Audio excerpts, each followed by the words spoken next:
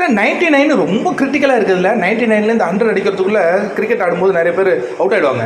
அந்த மாதிரி பார்த்தீங்கன்னா எத்தனை ப்ரோமோங்க லீக் ஆகுது, லீக் ஆகிட்டு இருக்கு ப்ரோமோக்கள் ஒரு பக்கம். இன்னொரு பக்கம் பார்த்தீங்கன்னா அர்ச்சனா அவங்களுடைய சிஸ்டர் வந்து ஒரு இன்ஸ்டாகிராமில் ஒரு பதிவு போட்டிருக்காங்க.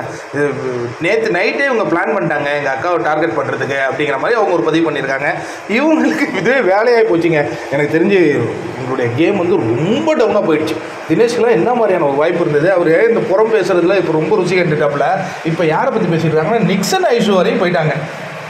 அவங்களை பற்றி எப்போது பேசிகிட்டு இருப்பாங்கன்னா அவங்க அந்த பண்ணதை பற்றி ஏதோ பேசிக்கிட்டு இருக்கிறாங்க. அதற்கு அடுத்ததாக இப்போ என்ன சொல்கிறாங்கன்னா இந்த வாரம் வந்து நிறைய ப்ரொவிஷன் வந்திருக்கு, அதனால் நிறைய பேர் வரப்போகிறாங்க போல இருக்கு அப்படிங்கிற மாதிரி சொல்கிறாங்க. அது உண்மையும் கூட. எனக்கு தெரிஞ்சு எல்லா கண்டஸ்டன்ஸும் உள்ளே வராங்க பிரதீப் ஆண்டனியை தவிர்த்து அப்படிங்கிற மாதிரி தகவல் வந்திருக்கு. பார்ப்போமே என்ன நடக்குதுன்ட்டு.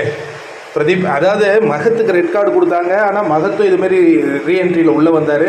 அதுக்கப்புறம் ஃபினாலே ஸ்டேஜெல்லாம் இருந்தார். ஆனால் பிரதீப்புக்கு அந்த மாதிரி எந்த ஒரு நிகழ்வும் நடக்க மாட்டேங்குது. பாவங்க, கஷ்டப்பட்டு அந்த பையனுக்கு ஒரு வாய்ப்பு கிடைச்சிது.